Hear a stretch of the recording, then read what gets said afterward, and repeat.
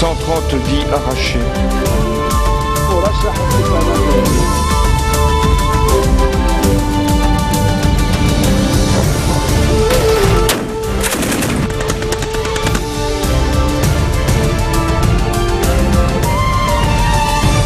Good afternoon. You're watching the English newscast on Future Television. I'm Minutini, and these are today's headlines.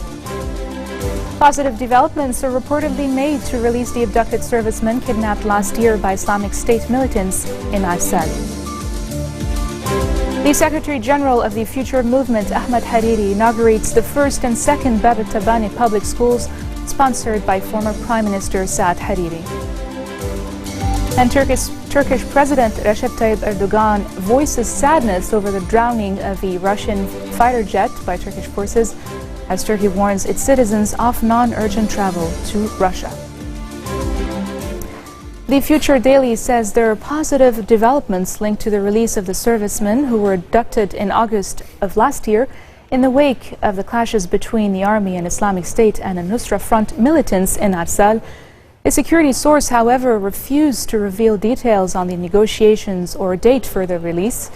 He credited the progress to the reactivation of negotiations conducted by General Security Chief Abbas Brahim and sponsored by Qatari officials.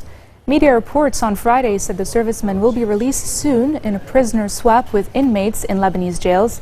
4 hostages had been executed and the 2 militant groups had threatened to kill more captives if Lebanese authorities do not fulfill their demands.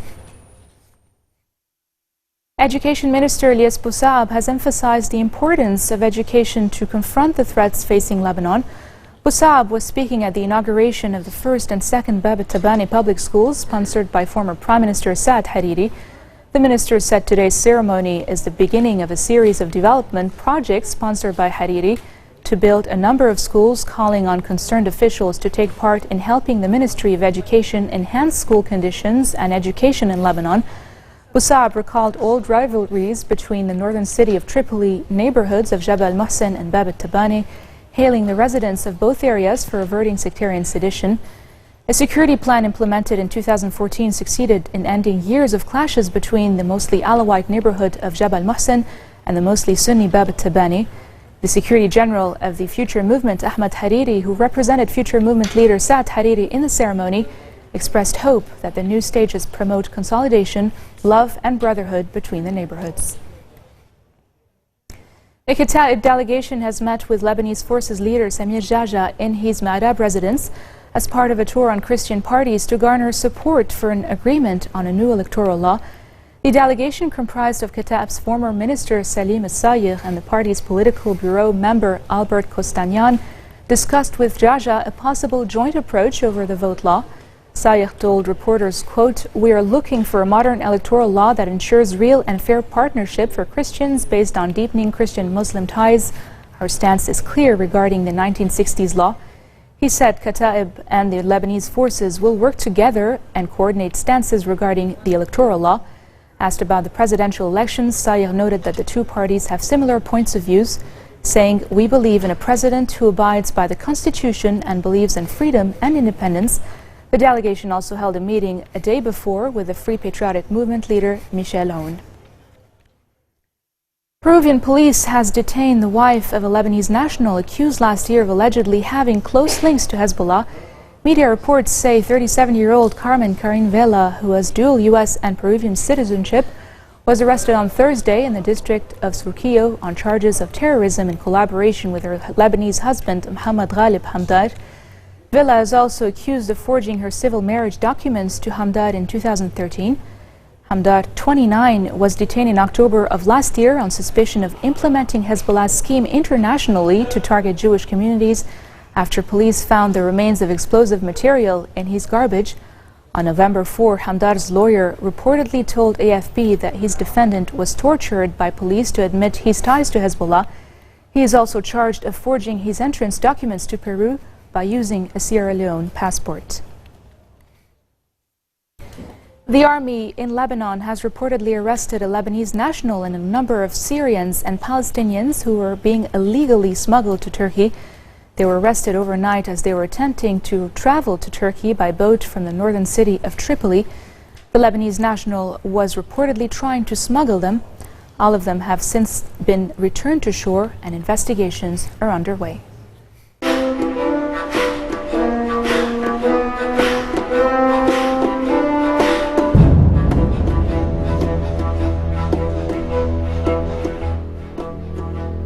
The Syrian army has captured territory from ISIS east of Aleppo, including several kilometers of highway linking the city with the extremist de facto capital of Raqqa. The areas reported captured are east of the Qudus air base, seized from Islamic State control on November 10, in one of several offensives being waged by the Syrian army, with support from Russian airstrikes, Iranian forces, and Lebanese Hezbollah fighters. The Syrian government and its allies have also made gains against ISIS to the southeast of Homs. They're also waging offensives against non-ISIS insurgents in western regions of Syria, gaining ground in the northwestern province of Latakia and to the south of Aleppo, while losing territory in Hama province. The leaders of Russia and France have avoided each other's gaze as they made short, stiff statements in the Kremlin before talks on countering ISIS in Syria.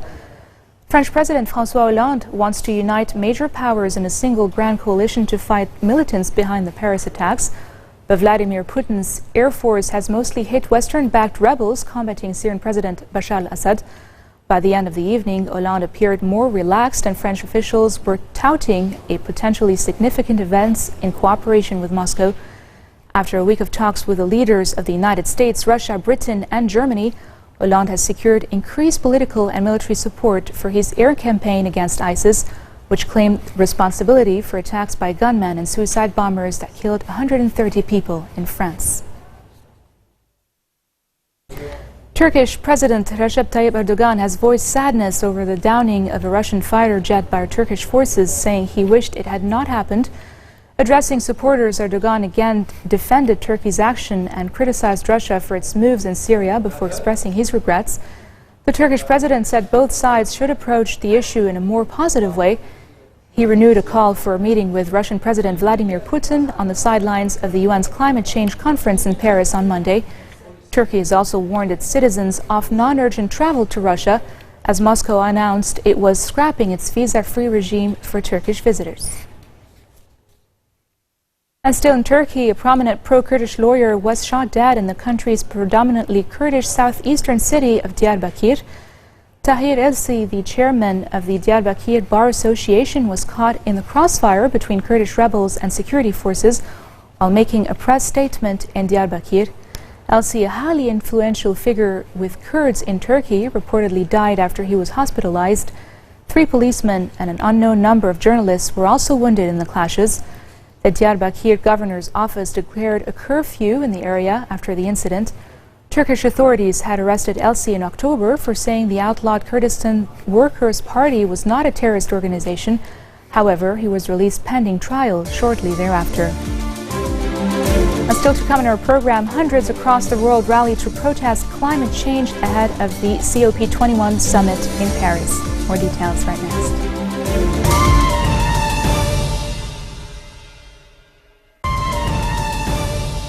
Welcome back. Masked gunmen on motorcycles shot dead 4 Egyptian policemen south of the capital, Cairo.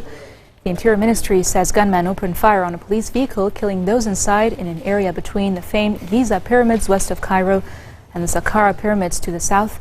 The attacker's affiliation was not immediately clear, but Islamist militants have killed scores of policemen and soldiers, mostly in the Sinai Peninsula, since the army overthrew Islamist President Mohamed Morsi in 2013. Attacks have also targeted policemen and government buildings in the capital, several of them claimed by an ISIS group affiliate.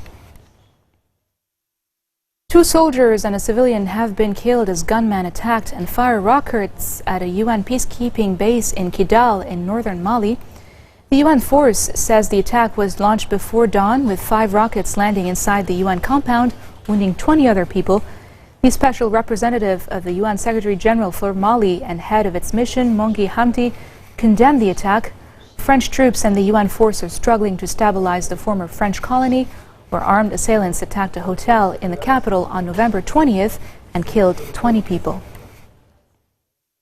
And still in Africa, Pope Francis celebrated Mass in front of an audience of hundreds of thousands of Ugandan faithful.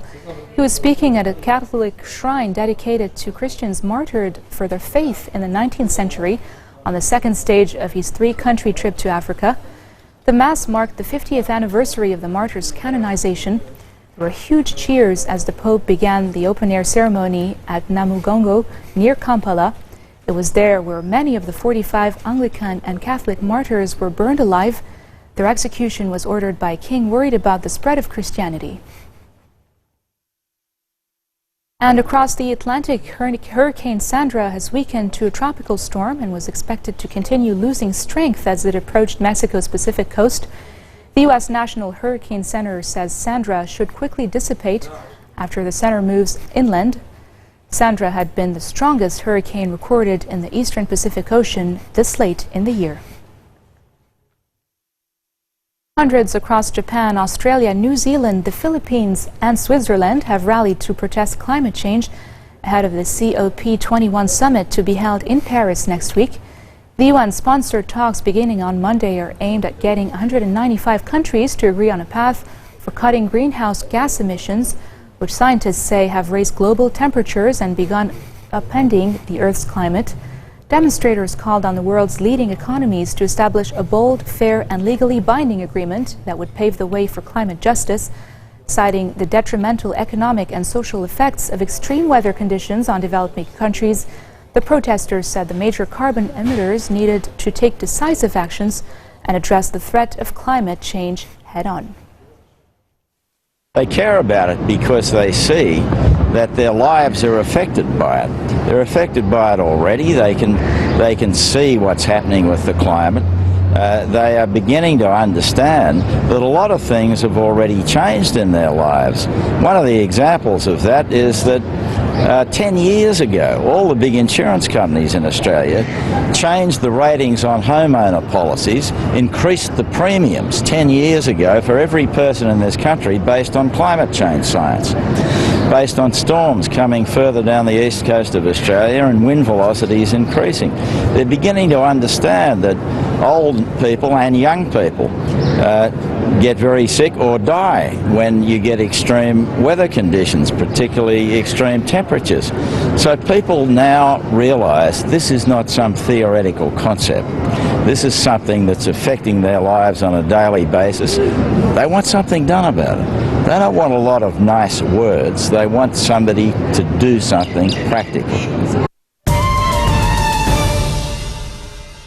Hundreds gathered in the Australian capital of Canberra's town centre to watch an attempt to break a Guinness World Record for most lights on an artificial Christmas tree. The crowd was thrilled when a Guinness World Records representative confirmed that David Richards had broken the record that had been held for 5 years by Universal Studios Japan in Osaka. The 22-metre tree set the new record with a total of 518,838 twinkling lights. Richards, a lawyer and businessman, brought together various volunteers including an electrical engineer, structural engineer, welders, carpenters, masons and steel fixers to put together the tree display, topped with a 1.5-metre star filled with 12,000 glowing bulbs. This marks the end of our bulletin for today. Now for a recap of our top stories. Positive developments are reportedly made to release the abducted servicemen kidnapped last year by Islamic State militants in Arsal. The Secretary General of the Future Movement, Ahmed Hariri, inaugurates the first and second Bab al-Tabani public schools sponsored by former Prime Minister Saad Hariri. And Turkish President Recep Tayyip Erdogan voices sadness over the downing of a Russian fighter jet by Turkish forces as Turkey warns its citizens of non-urgent travel to Russia. Those are your top stories for this Saturday. I'm Linda Tamim, and I thank you all for tuning in this afternoon. Take care. 130 vies arrachées.